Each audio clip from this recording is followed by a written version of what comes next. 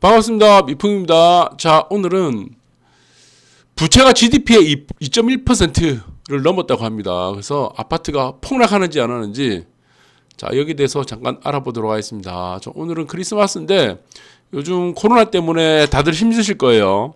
네, 그래서 자, 연말 분위기가 안 납니다. 연말 연시 분위기가 전혀 안 나고 참 깝깝하죠. 네, 그러나 우리는 또 부동산 공부를 또 계속해야 되니까 오늘도 공부하는 차원에서 자, 또 한번 학습을 하도록 하겠습니다. 자, 오늘 제목이 부채 규모가 GDP의 2.1배까지 치솟았다고 합니다. 그래서 이 부분이 주택시장에 어떤 영향을 미치는지 한번 알아보도록 하겠습니다. 자, 이 3분기 보니까 가계, 기업의 빚이 GDP의 2.1배라고 합니다. 역대 최대라고 하죠. 네, 그래서 빨간 줄을 보니까 밑에 가계부채, 가처분 소득의 1.7배 사상 최고.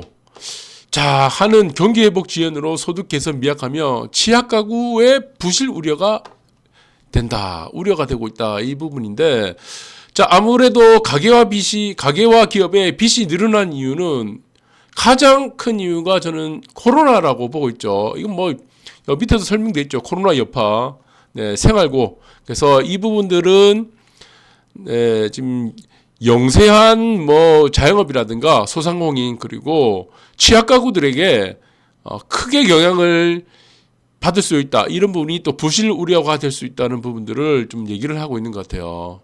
그래서 여기서 도표를 보니까 민간신용 왼쪽입니다.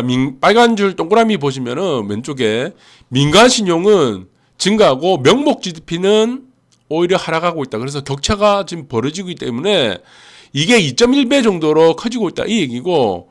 자, 그러면 가계와 기업들의 신용 증가율을 보니까, 네, 오른쪽에 동그라미를 보니까, 네, 자, 가계기업 신용과 가계의 신용 증가와 기업의 신용 증가가 같이 동반적으로 우상향하고 있는데, 자, 이거는 2007년, 2008년도를 비교해 보니까, 네, 거의 한 3분의 1밖에 안 돼요.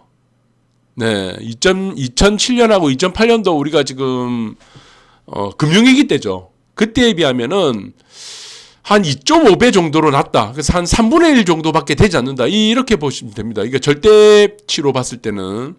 네, 그래서, 자, 우상향을 하고 있지만 과거에 2010년, 16년에 비하면은 네, 이쪽의 증가율은 뭐 그다지 크게 높게 나타나지는 않습니다. 예, 그래서 명목 GDP가 하락하는 부분이 더 크죠. 여기서 오른쪽에도 보시면은 2000년하고 2008년에 비하면은 또 절반도 안 돼요.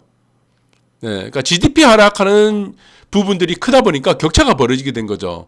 자, 명목 GDP가 하락하는 결정적 이유는 뭡니까?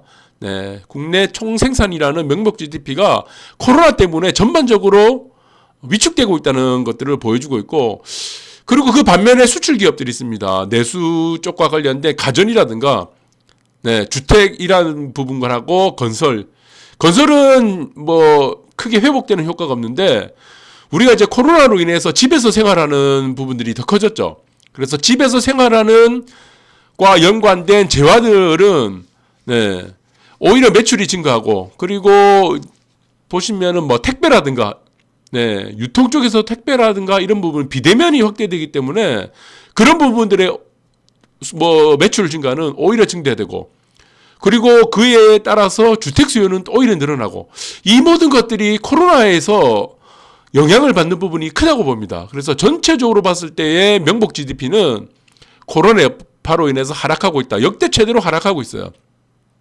네, 전반적으로.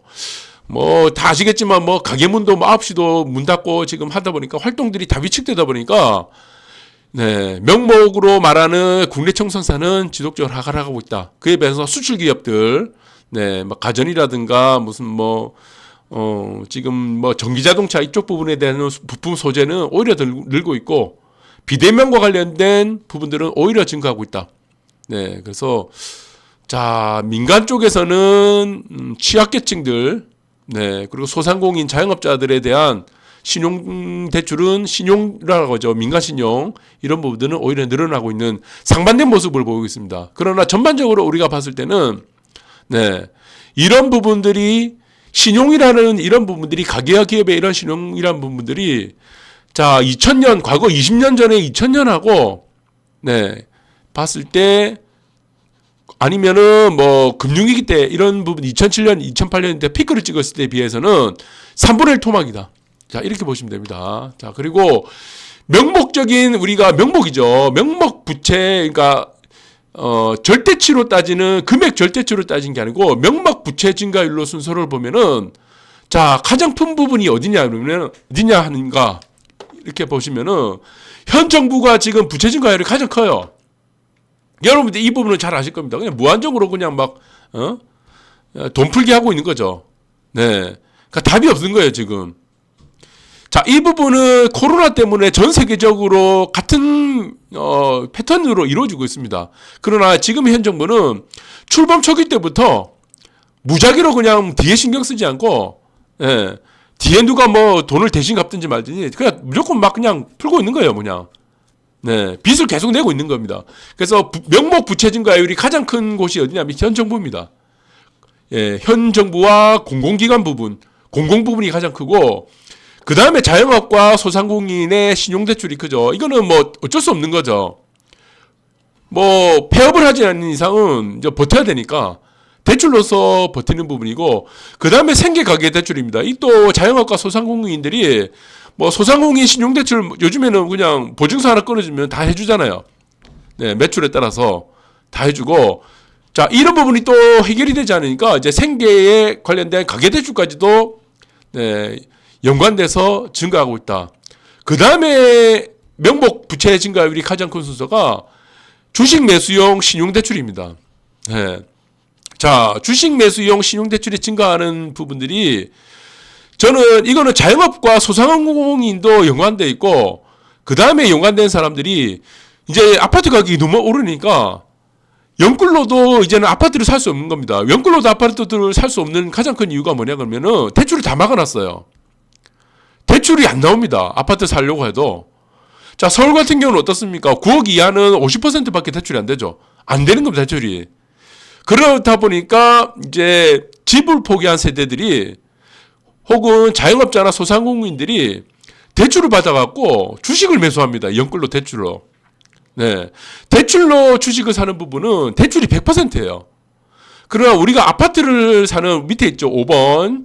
주택매입용 담보대출은 기본적으로 50%는 자기 돈이고 50%는 이제 뭐 금융기관을 통해서 대출을 받는 돈이죠. 그러나 신용으로 대출을 받아 산 사람들은 100%가 대출입니다. 그리고 그걸 갖다가 또 신용을 합니다. 신용 걸고 뭐 미수 걸고. 네. 자, 그 다음에 명목 부채 증가율이 가장 낮은 곳이 전세대출인데 전세대출도 요즘에는 증가하는 부분이 뭐냐면은 대출금 자체가 올라갔기 때문이겠죠. 네. 그래서 대출금이 올라가니까 대출이 한다. 전세금이 올라가니까 대출을 통해서 네, 부채를 조달한다. 이렇게 보시면 되는데 여기서 지금 가장 안정적인 부분이 저는 전세대출이라고 봅니다. 전세대출은 여러분들이 잘 아시겠지만 뭐 신용보증기금에서 이거는 100% 다 보증을 해주죠. 금융기관에서 다 보증을 해주고 네, 적어도 1순위, 2순위.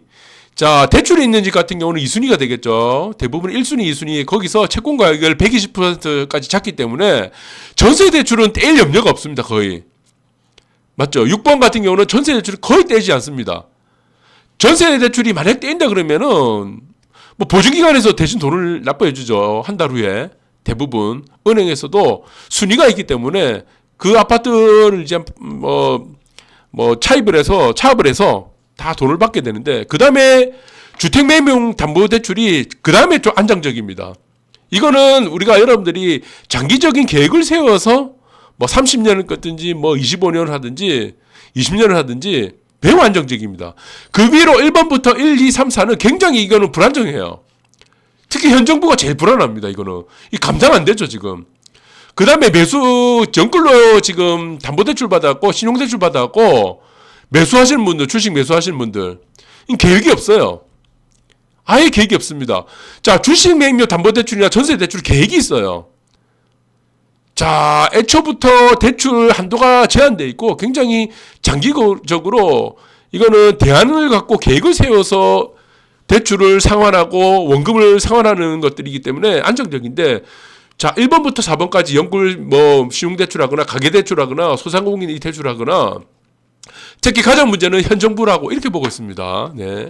자, 그래서 지금 퍼주기 정책 부매량으로 작년에 나랏빚이 1132조 원 사상 최대로 늘어났다는 부분입니다. 그래서 1번입니다. 1번. 현 정부가 지금 가장 문제예요. 지금 가장 그 내관입니다. 그래서 지금 제목에 보시면은 지금 부채가 지금 GDP의 2.1배로 늘어났다고 했는데, 이것이 과연 어떤 전문가들은 이것이 뭐 아파트 시장에 직격탄이 될 거라고 하는데, 제가 볼 땐 가장 안정적입니다. 네, 이거는 여러분들이 뭐 차트라든가 이거를 뭐 통계라든가 이런 거 보시면 잘 알 거예요. 사실 가장 큰 문제가 지금 현 정부입니다. 나라 빚이 벌써 1132조 사상 최대로 증가를 했어요. 무한대로 지금 막 그냥 돈을 다 빌려주고 있는 거예요. 막 찍어내게 하고. 네. 그래서 공공부채가 나중에 설명드리겠지만 59%로 가장 많이 증가했어요. 그냥 서심성 돈 풀기에 열중하다 보니까 이 지랄이 난 겁니다. 지금 개판되고 있는 거죠. 자, 그래서 지금 현 정부가 들어갔고, 지난해 GDP 대비 국가부채가 37%가 됐죠. 자, 현 정부가 슬로건이 뭐였습니까? 문재인 현 대통령이 맨날 하던 얘기가 뭐예요? 국가부채는 GDP의 10%를 넘어가면 절대 안 된다고 그랬죠. 이명박 때도 박근혜 때도. 이명박 때 박근혜 때 어떻게 됐습니까? GDP의 10% 넘었나요? 못 넘었죠. 예, 왜 못 넘었습니까? 못 넘게 만들었기 때문입니다. 못 넘게. 법으로 못 넘게 만들었어요. 근데 이 못 넘게 만드는 거 다 풀었죠. 문재인 대통령이 자기가 가장 많이 지금 언급했던 내용이 이 부분이에요. 이 부분을 풀면 안 된다. 그런데 자기가 당선되고 나서, 네, 대통령 임무를 수행하면서 가장 먼저 했던 게 뭐냐면은 GDP 부채 비율 10%를 먼저 풀고, 그냥 무한대응으로 그냥 돈 풀기 하고 있습니다. 예, 돈을 그냥 채무액이 그냥 돈 갖다 다 쓰는 거예요. 네, 쓸데없는 데 다 쓰고 있죠. 일자리 만든다, 돈 전부 다 날리고 300조 다 날려버리고, 네, 잘 돌아가는 원전 몇천억을 갖다 붓고 폐쇄시켜버리고, K방역 홍보한다는데 1200 쓰고, 무슨 뭐 임대아파트 방문하는데 벌써 뭐 4억 3천 썼다고. 그냥 내 돈이 아니니까 그냥 막 그냥 다 쏟아붓는 거예요. 추경을 해갖고 4차까지 추경을 해갖고 돈을 그냥 막 하다 보니까 재정 건설성이 마지노선인 40%에 지금 근접하고 있습니다. 이게. 그래서 지금 부채의 가장 큰 내관은 현 정부입니다. 현 정부. 자, 그리고 문정부 나라비 1133조 원 역대 최대 1년 새 55조 늘었다. 이 내용이 있고, 공공부문 부채가 가장 심각합니다. 1100조가 첫 돌파했고, 공공부문은 지금 GDP 대비 60% 육박해요. 그냥 돈풀기 하고 있다는 겁니다. 그냥 돈풀기. 각 부서마다 그냥 안 가리고 뭐 여성가족부부터 시작해갖고 뭐 3조 원씩 막 그냥 부채를 그냥 갖다 막 다 쓰고 있는 거예요. 그냥 내 돈 아니니까. 다음 정부에서 니들이 해결하라. 그래서 지금 여기서 여러분들이 말씀드린 가장 안정적인 게 뭐냐면은 주택시장이에요. 더 안정적인 것 부분이, 가장 안정적인 시장이 전세시장이고, 전세시장은 돈을 떼낼 염려가 없죠. 두 번째가 뭐냐면 주택시장이에요. 나머지는 여러분들이 보시면 GDP에 차지하는 2.1%가 가계기업에서 부채가 증가했다고 하지만, 실질적으로는 네, 주택시장 부분들이 사실은 가장 안정적이다. 그리고 주택시장에서 가장 안정적인 부분은, 자, 여러분들이 잘 아시겠지만 고가실장일수록 더 안정적입니다. 고가시장.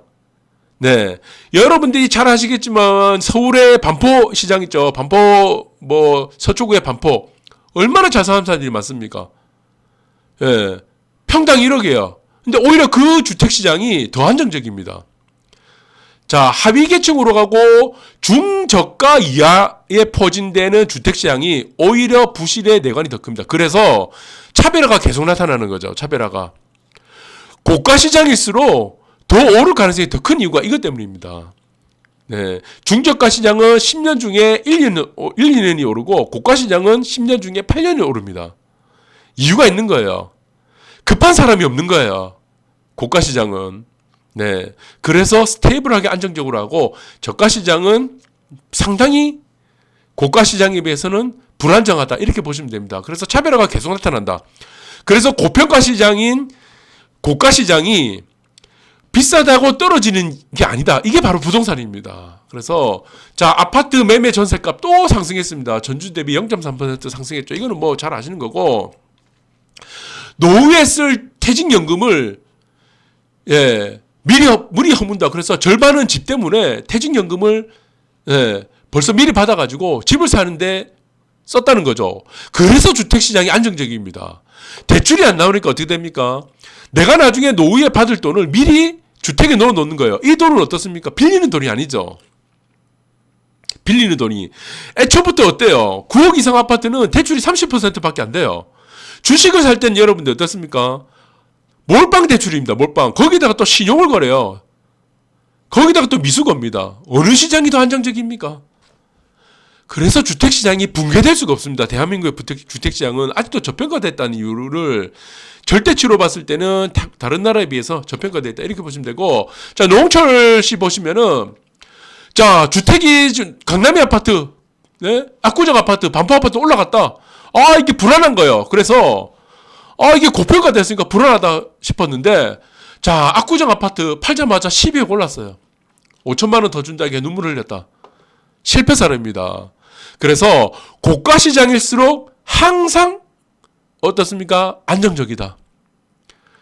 고가 주식일수록 안정적입니다. 삼성전자, 자, 잡주들에 비해서, 코스닥 잡주들에 비해서 항상 안정적이죠. 내가 산 가격은 항상 옵니다. 우리나라의 대표 기업은 삼성전자는요, 여러분들, 내가 산 가격, 어느 가격을 사더라도, 버티면요, 그 가격, 그 위로 항상 슈팅이 한번 나옵니다. 오버슈팅이 꼭 나와요. 대한민국에서 강남의 아파트 있어요.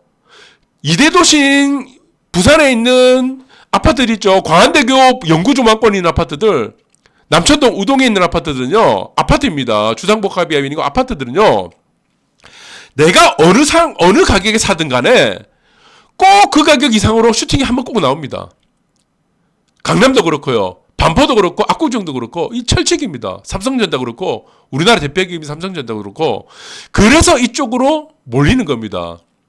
예, 그게 안정적인 거예요. 그러나 고수닥 잡주라든가, 우리가 중저가 시장에 있는 아파트들 있죠.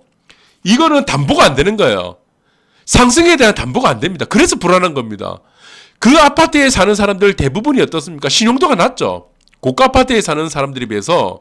그래서 이 부분은 여러분들이 잘 보셔야 됩니다. 그래서 실거주할 집을 찾는데 대부분 전세 낀 집이기 때문에 현금 없으면 사지 못한다는 겁니다. 그래서 대부분 현금으로 주고 사는 거죠.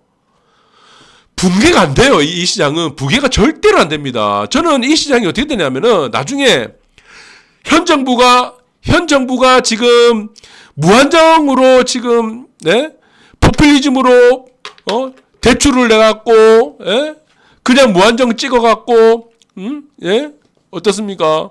부실화가 된 부분들을 어떻게 망가하겠습니까? 답은 하나죠. 돈 풀어야 됩니다. 이거 인플레가 확정이 된다는 부분입니다. 그래서 여러분들이 지금 S급지에 사는 아파트들 뭐 서울의 강남이나 한 번 더 슈팅 나옵니다. 크게 나올 가능성이 상당히 높습니다. 자, 그런데 집노조스라는 인간지표죠. 과거에는 좀 잘 했는데 요즘에는 인간지표의 대명사입니다. 내 인생 최악의 불황 우려가 내년 상반기라는데 어떻습니까? 자, 이 불황이 나타난다 싶으면 돈을 더 풉니다. 돈을 그냥 무한정으로 다 풀어요. 현실화될 수가 없습니다. 이미 알려진 악재는 더 이상의 악재가 안 되는 거예요. 우리가 코로나 때문에 얼마나 우려를 했습니까? 그러나 그게 악재로 작용을 안 했죠. 주가는 더 올랐죠. 부동산은 어떻습니까? 전 세계가 그냥 우리나라 빼고는 막 그냥 분장이 돼버렸죠. 이유가 뭡니까? 이유는 하나입니다. 드러난 악재는 더 이상 악재가 아닙니다. 그리고 선제적으로 대응을 하기 때문입니다. 네. 자, 오늘 방송, 자, 크리스마스 이브 때 방송을 간략하게 했는데, 자, 여러분들 크리스마스 잘 보내시고, 네. 또, 꾸준하게 또 우리가 공부를 해야 되니까, 다음 이 시간에 또 우리가 또 공부를 하도록 하겠습니다. 오늘 방송 여기까지 하도록 하겠습니다.